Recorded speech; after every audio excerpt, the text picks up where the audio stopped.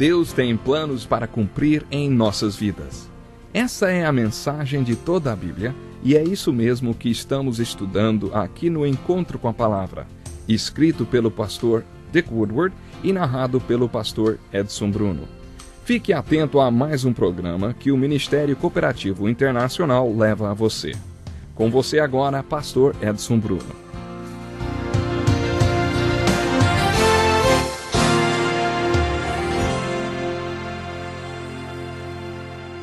Olá a todos vocês, que privilégio maravilhoso esse que temos de estudar a Bíblia Sagrada, hein? Estamos estudando o Evangelho de João, versículo por versículo, e terminamos o último programa falando sobre a hora que tinha chegado para o Senhor Jesus. Começamos a estudar no momento em que Jesus estava conversando com o Pai, e, enfim, um momento muito preciosíssimo. Jesus levantou seus olhos para o céu e disse, Pai.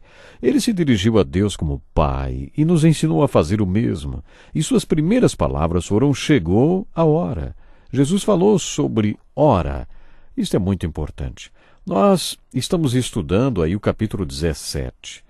E vocês que participaram do último programa, estudaram conosco aí esta maravilhosa oração que Jesus fez, registrada no capítulo 17 do Evangelho de João. Uma oração muito séria. As primeiras palavras de Jesus foram, chegou a hora. Jesus falou sobre hora. Várias vezes no Evangelho de João vemos que Jesus falou sobre sua hora. Lá no capítulo 2, quando Maria foi lhe dizer que o vinho tinha acabado, esperando que ele fizesse alguma coisa, Jesus disse, que temos nós em comum, mulher? A minha hora não chegou ainda.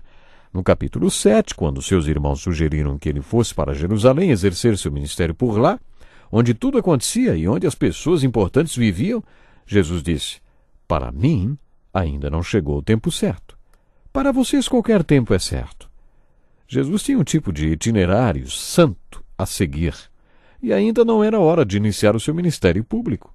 No capítulo 8, e também em outras passagens, quando surgia alguma perseguição contra Jesus, ele saía despercebido e escapava, porque ainda não era chegada a sua hora. Mas no capítulo 12 nós lemos algo diferente. O seu ministério público tinha se encerrado e a única coisa que faltava acontecer era o último retiro, a última ceia, e esta oração que nós estamos estudando agora. Depois disso, o seu julgamento, a cruz, a ressurreição e a ascensão. Portanto, no final do seu ministério, diante da cruz, Jesus orou, agora meu coração está perturbado, e o que direi? Pai, salva-me desta hora? Não, eu vim exatamente para isto, para esta hora. Pai, glorifica o teu nome. Então veio uma voz dos céus. Eu já o glorifiquei e o glorificarei novamente. Que coisa preciosa, não?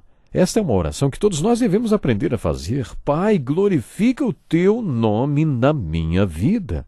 E pode mandar a conta. Eu faço a minha parte. Será que estamos dispostos a cumprirmos o itinerário que Deus tem traçado para nós?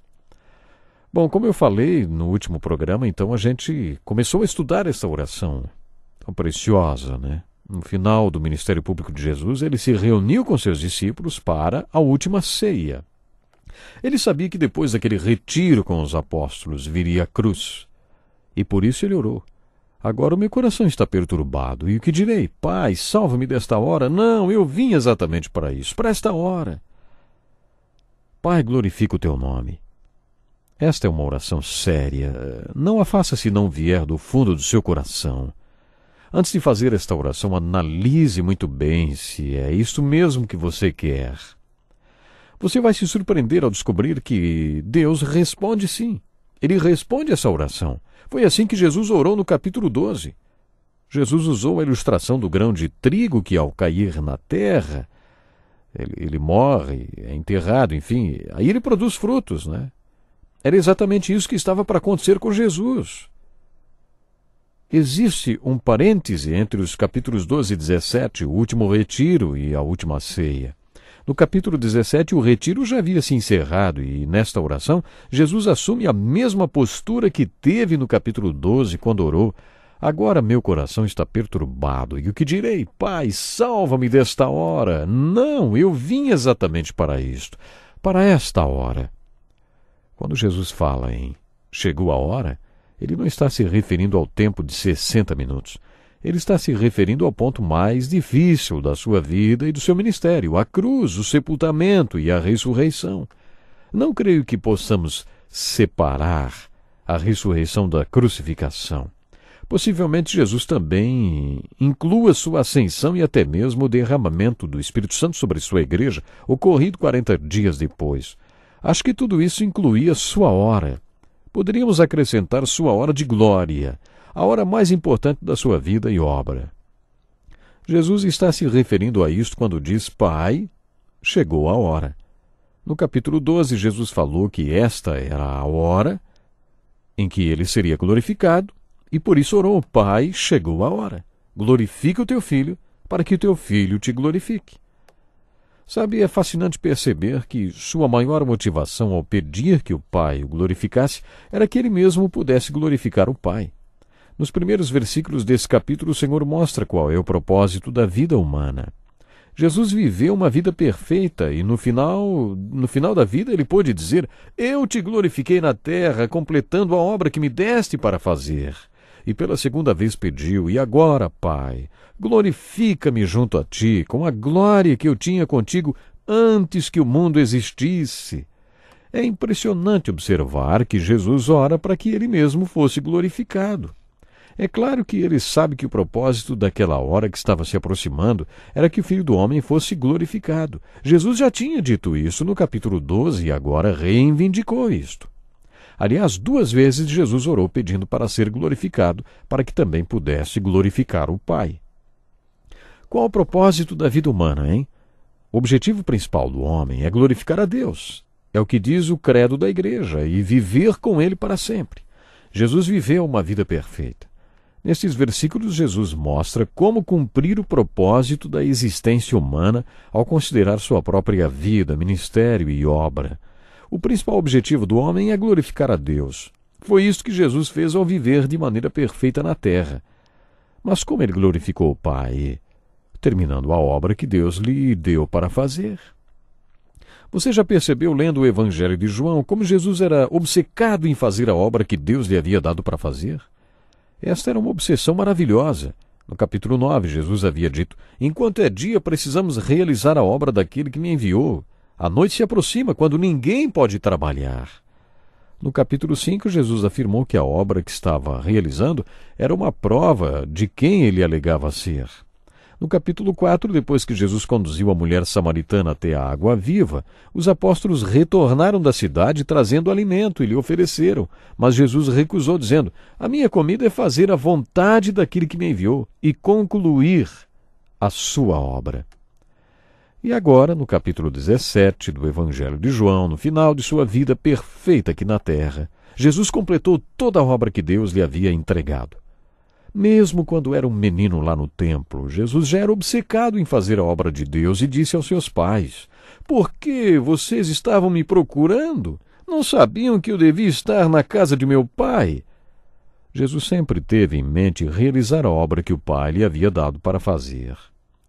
E agora que o seu tempo da terra estava acabando, Jesus ora: Eu te glorifiquei na terra, completando a obra que me deste para fazer.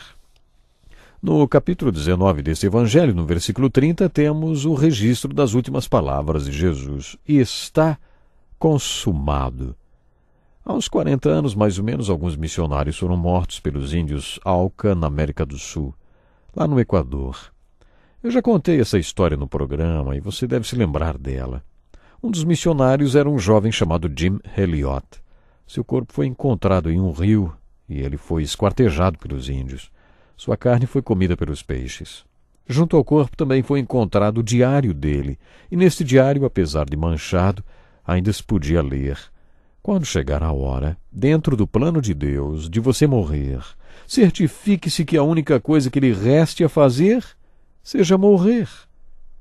Jim Elliot quis dizer que quando chegar a hora que Deus determinou para morrermos, e esta hora vai chegar para todo mundo, você deve ter esse sentimento de missão cumprida. Finalizei minha tarefa. Terminei meu trabalho. Se tivermos uma vida perfeita como Jesus, no final teremos esse sentimento de missão cumprida. E a única coisa que nos restará a fazer será morrer em paz. Jesus viveu a vida perfeita. Por isso, ao final de sua vida, ele pôde dizer: eu te glorifiquei na terra, completando a obra que me deste para fazer. E no final, um pouco antes de morrer, Jesus diz: está consumado. Pai, nas tuas mãos entrego o meu espírito. Isto foi resultado da vida perfeita que ele teve. Isto não nos faz refletir sobre a nossa própria vida? O que se iniciou em sua vida por causa do que Jesus consumou na vida dele, hein? Será que alguma coisa começou na sua vida, meu ouvinte, por causa da obra que Jesus consumou? Com toda certeza, a salvação se iniciou em nossas vidas quando Jesus disse na cruz: está consumado. Mas, além desse grande milagre da salvação que se iniciou naquele momento na cruz, devemos nos lembrar nas palavras do versículo 4 do capítulo 17 de João: eu te glorifiquei na terra, completando a obra que me deste para fazer. Será que podemos olhar para o Deus Pai e dizer: Pai, pela sua graça eu o glorifiquei na terra, terminei a obra que o Senhor me deu para fazer? Esse é um desafio e tanto para nós. A vida do nosso Senhor Jesus Cristo foi um perfeito exemplo para nós. Mesmo que não possamos ter ideia da dimensão do que Jesus sentiu quando disse essas palavras do versículo 4, sabemos com toda certeza que ele deixou o exemplo para todos nós. Certamente Jesus estabeleceu um desafio e um exemplo para nós. Posso fazer uma pergunta para você? Lá vai. Você já sabe o que o Deus Pai quer que você faça como resultado da salvação que você recebeu em Jesus Cristo? Será que você pode dizer que, de alguma forma, está terminando a obra que ele lhe deu para fazer? Uma das perguntas que tem sido respondidas durante todo o estudo do Evangelho de João é: o que é fé? Acho que nesta passagem encontramos uma bela resposta para esta pergunta: o que é fé? Fé é poder olhar para Deus e dizer: Pai, pela tua graça, por causa do seu milagre de salvação e pela sua graça, completei a obra que o Senhor me deu para fazer. Desta forma, glorifiquei o seu nome na terra. Por causa da graça de Deus, você pode dizer que tem esse tipo de fé? O que tem começado na sua vida como resultado do que Jesus terminou na vida dele? Será que você está realmente cumprindo a vontade do Pai? A vontade de Deus para a sua vida? Pense nisso, hein? Programe-se para estar conosco no próximo Encontro com a Palavra. Deus lhe abençoe. Que lição importantíssima. Obrigado, pastor Edson Bruno. Prezado ouvinte, coloque em prática o que você ouviu aqui. Sem dúvida, sua vida será grandemente abençoada. Este é um estudo escrito pelo Dr. Dick Woodward, na voz do pastor Edson Bruno. Escreva-nos e solicite o material.